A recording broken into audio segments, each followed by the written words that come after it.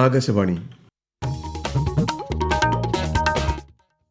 പ്രാദേശിക വാർത്തകൾ വായിക്കുന്നത് നരേന്ദ്രമോഹൻ.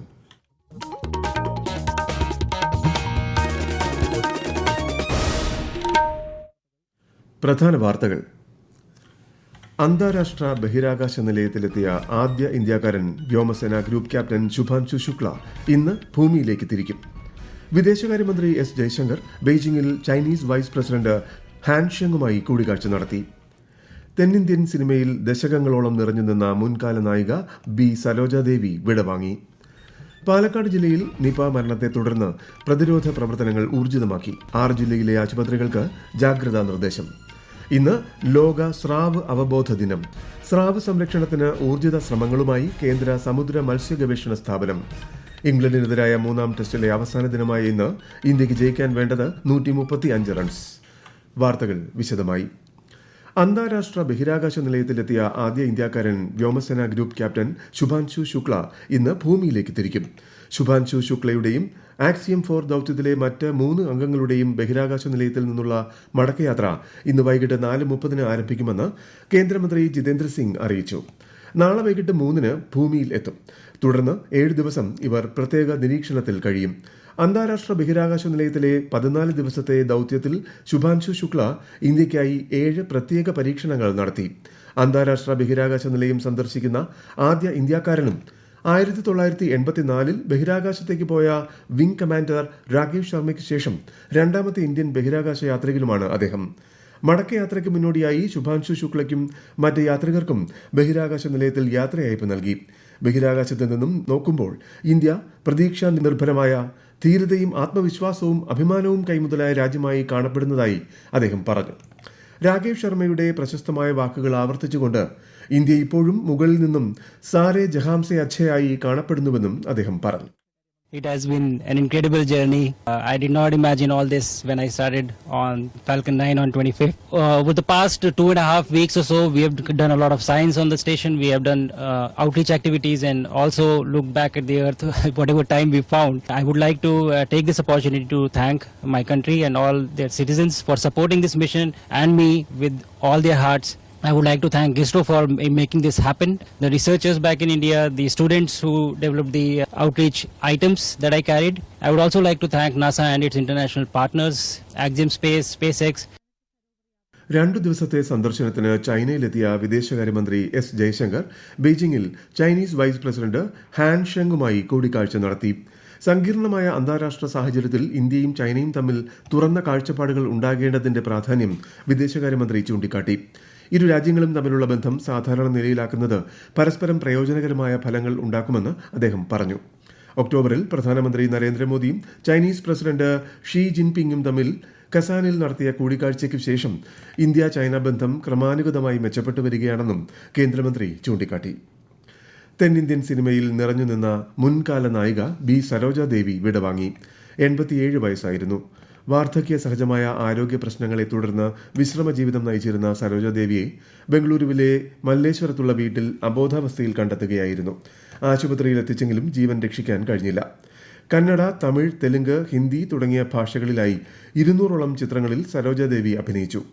തുടർച്ചയായി 161 ചിത്രങ്ങളിൽ നായികാവേഷം ചെയ്തു. പത്മശ്രീ, പത്മഭൂഷൺ പുരസ്കാരങ്ങൾ നൽകി രാജ്യം അവരെ ആദരിച്ചു. പാലക്കാട് ജില്ലയിൽ വീണ്ടും നിപ മരണം നടന്ന സാഹചര്യത്തിൽ ആരോഗ്യവകുപ്പ് പ്രതിരോധ പ്രവർത്തനങ്ങൾ ഊർജിതമാക്കി. മണ്ണാർക്കാട് നഗരസഭയിലെയും കുമരംപുത്തൂർ, കാരാകുറിശി, കരിമ്പുഴ പഞ്ചായത്തുകളിലെയും 17 വാർഡുകൾ ജില്ലാ കളക്ടർ കണ്ടെയ്ൻമെന്റ് സോണായി പ്രഖ്യാപിച്ച് നിയന്ത്രണങ്ങൾ ഏർപ്പെടുത്തിയിട്ടുണ്ട്. വിശദാംശങ്ങളുമായി ആകാശവാണി പാലക്കാട് ജില്ലാ പ്രതിനിധി ഫൈസൽ അലിമുത്ത്. മരിച്ചയാളുടെ സമ്പർക്ക പട്ടികയിലുള്ള 46 പേരെ കണ്ടെത്തി തുടർ നടപടികൾ സ്വീകരിച്ചിട്ടുണ്ട്. ലഭ്യമായ വിവരങ്ങൾ ഉപയോഗിച്ച് റൂട്ട് മാപ്പും ഫാമിലി ട്രീയും തയ്യാറാക്കിയതായി ആരോഗ്യവകുപ്പ് അറിയിച്ചു. ജില്ലയിൽ നിലവിൽ 219 പേരാണ് സമ്പർക്ക പട്ടികയിൽ ഉള്ളത്. നേരത്തെ നിപ്പ ബാധിച്ച് ചികിത്സയിലുള്ള യുവതിയുടെ സമ്പർക്ക പട്ടികയിൽ ഇല്ലാത്ത വ്യക്തിക്കാണ് പ്രാഥമിക പരിശോധനയിൽ നിപ്പ സ്ഥിരീകരിച്ചിരിക്കുന്നതെന്നാണ് ആരോഗ്യവകുപ്പ് വ്യക്തമാക്കുന്നത്.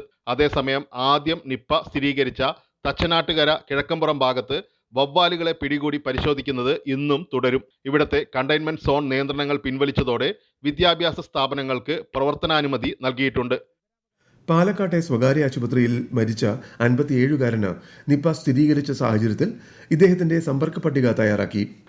46 പേരാണ് പട്ടികയിലുള്ളത്. റൂട്ട് മാപ്പും തയ്യാറാക്കിയിട്ടുണ്ട്. പൂനെ വൈറോളജി ഇൻസ്റ്റിറ്റ്യൂട്ടിൽ നിന്നുള്ള സ്ഥിരീകരണം ലഭ്യമാകുമ്പോൾ കൂടുതൽ നടപടി സ്വീകരിക്കും. സ്ഥിതിഗതികൾ വിലയിരുത്താൻ മന്ത്രി വീണ ജോർജിന്റെ നേതൃത്വത്തിൽ ഉന്നതതല യോഗം ചേർന്നു.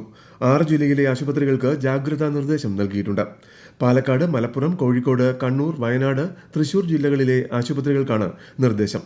നിപ ലക്ഷണങ്ങളോടുകൂടിയ പനി, മസ്തിഷ്ക ജ്വരം എന്നിവയുണ്ടെങ്കിൽ റിപ്പോർട്ട് ചെയ്യണം. യമനിൽ വധശിക്ഷ കാത്തുകഴിയുന്ന മലയാളി നിമിഷപ്രിയയുടെ മോചനത്തിന് ഇടപെടണമെന്നാവശ്യപ്പെട്ട് പ്രധാനമന്ത്രി നരേന്ദ്രമോദിക്ക് മുഖ്യമന്ത്രി പിണറായി വിജയൻ കത്തയച്ചു. മറ്റന്നാളാണ് വധശിക്ഷ നടപ്പിലാക്കാൻ യമൻ തീരുമാനിച്ചിട്ടുള്ളത്. ഈ വാർത്തകൾ ആകാശവാണിയിൽ നിന്ന്. ആകാശവാണി വാർത്തകളും വാർത്താ അധിഷ്ഠിത പരിപാടികളും all India radio news Thiruvananthapuram YouTube ചാനലിലും @all India radio news Thiruvananthapuram Facebook പേജിലും AIR ന്യൂസ് _ ഇൻസ്റ്റഗ്രാം അക്കൌണ്ടിലും @AIR ന്യൂസ് _TVM X ഹാൻഡിലും ലഭ്യമാണ്.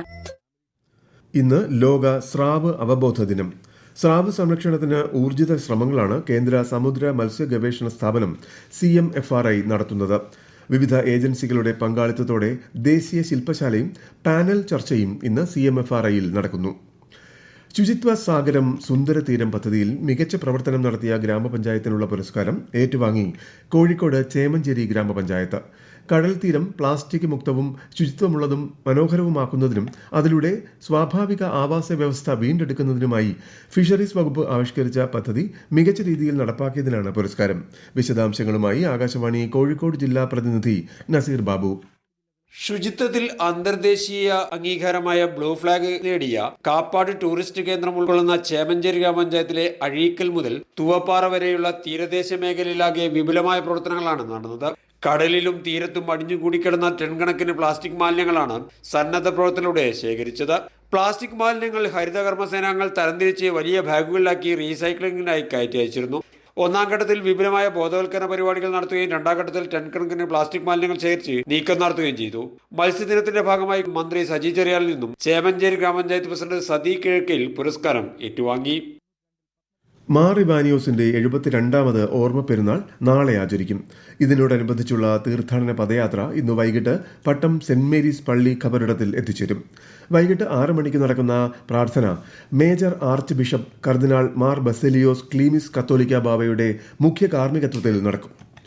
പാഠ്യപദ്ധതി പരിഷ്കരണത്തിന്റെ ഭാഗമായി 23-ന് തിരുവനന്തപുരത്ത് ഹയർ സെക്കൻഡറി കോൺക്ലേവ് സംഘടിപ്പിക്കും. വിദ്യാഭ്യാസ പ്രവർത്തകർ, വിദഗ്ധർ, സംഘടനാ പ്രതിനിധികൾ, വിദ്യാർത്ഥികൾ എന്നിവരുടെയെല്ലാം അഭിപ്രായം തേടിയ ശേഷമാകും പരിഷ്കരണമെന്ന് മന്ത്രി വി ശിവൻകുട്ടി അറിയിച്ചു. മന്ത്രി വി ശിവൻകുട്ടി നാളെ കണ്ണൂർ ജില്ലയിൽ വിവിധ പരിപാടികളിൽ പങ്കെടുക്കും. രാവിലെ പയ്യാമ്പലം കൃഷ്ണ ബീച്ച് റിസോർട്ടിൽ ലോക നൈപുണ്യ ദിന പരിപാടി ഉദ്ഘാടനം ചെയ്യും. തലശ്ശേരി മണ്ഡലം മെറിറ്റ് അവാർഡ് വിതരണം, Koothuparamba government higher secondary school കെട്ടിടോദ്ഘാടനം, പടിയൂർ സ്കൂൾ കെട്ടിടോദ്ഘാടനം എന്നിവയും നാളെ നിർവഹിക്കും. ഇംഗ്ലണ്ടിനെതിരായ ടെസ്റ്റ് ക്രിക്കറ്റ് പരമ്പരയിലെ 3-ാം മത്സരം ജയിക്കാൻ ഇന്ത്യക്ക് ഇനി വേണ്ടത് 135 റൺസ്. 4 വിക്കറ്റ് നഷ്ടത്തിൽ 58 റൺസ് എന്ന നിലയിൽ ഇന്ത്യ ലോർഡ്സ് ടെസ്റ്റിലെ അവസാന ദിനമായ ഇന്ന് ബാറ്റിംഗ് പുനരാരംഭിക്കും. ഇംഗ്ലണ്ട് 2ാം ഇന്നിംഗ്സിൽ ഉയർത്തിയ 193 റൺസ് എന്ന വിജയലക്ഷ്യമാണ് ഇന്ത്യക്ക് മറികടക്കേണ്ടത്. ലോക ക്ലബ് ഫുട്ബോൾ കിരീടം ചെൽസിക്ക്. ഇന്നലെ ന്യൂയോർക്കിൽ നടന്ന ഫൈനൽ പോരാട്ടത്തിൽ ഏകപക്ഷീയമായ 3 ഗോളുകൾക്ക് PSG-യെ പരാജയപ്പെടുത്തിയാണ് ചെൽസിയുടെ കിരീട നേട്ടം. മധ്യപ്രദേശ്, ഗോവ, കേരളം, തീരദേശ കർണാടക, ജമ്മു കശ്മീർ, ലഡാക്ക് എന്നിവിടങ്ങളിൽ അടുത്ത ദിവസങ്ങൾ കനത്ത മഴയ്ക്ക് സാധ്യതയെന്ന് കാലാവസ്ഥാ വകുപ്പ്. കണ്ണൂർ, കാസർഗോഡ് ജില്ലകളിൽ ഇന്ന് മഞ്ഞ ജാഗ്രത പ്രഖ്യാപിച്ചു. പ്രധാന വാർത്തകൾ വീണ്ടും. അന്താരാഷ്ട്ര ബഹിരാകാശ നിലയത്തിലെത്തിയ ആദ്യ ഇന്ത്യക്കാരൻ വ്യോമസേന ഗ്രൂപ്പ് ക്യാപ്റ്റൻ ശുഭാൻശു ശുക്ല ഇന്ന് ഭൂമിയിലേക്ക് തിരിക്കും. വിദേശകാര്യമന്ത്രി S ജയശങ്കർ ബീജിംഗിൽ ചൈനീസ് വൈസ് പ്രസിഡന്റ് ഹാൻ ഷെങ്ങുമായി കൂടിക്കാഴ്ച നടത്തി. തെന്നിന്ത്യൻ സിനിമയിൽ ദശകങ്ങളോളം നിറഞ്ഞുനിന്ന മുൻകാല നായിക B സരോജദേവി വിടവാങ്ങി. പാലക്കാട് ജില്ലയിൽ നിപ മരണത്തെ തുടർന്ന് പ്രതിരോധ പ്രവർത്തനങ്ങൾ ഊർജിതമാക്കി. 6 ജില്ലകളിൽ ആശുപത്രികൾക്ക് ജാഗ്രതാ നിർദ്ദേശം. ഇന്ന് ലോക സ്രാവ് അവബോധ ദിനം. സ്രാവ് സംരക്ഷണത്തിന് ഊർജിത ശ്രമങ്ങളുമായി കേന്ദ്ര സമുദ്ര മത്സ്യ ഗവേഷണ സ്ഥാപനം. ഇംഗ്ലണ്ടിനെതിരായ 3-ാം ടെസ്റ്റിലെ അവസാന ദിനമായ ഇന്ന് ഇന്ത്യക്ക് ജയിക്കാൻ വേണ്ടത് 135 റൺസ്. പ്രാദേശിക വാർത്തകൾ കഴിഞ്ഞു. അടുത്ത വാർത്താ പ്രക്ഷേപണം 12:50.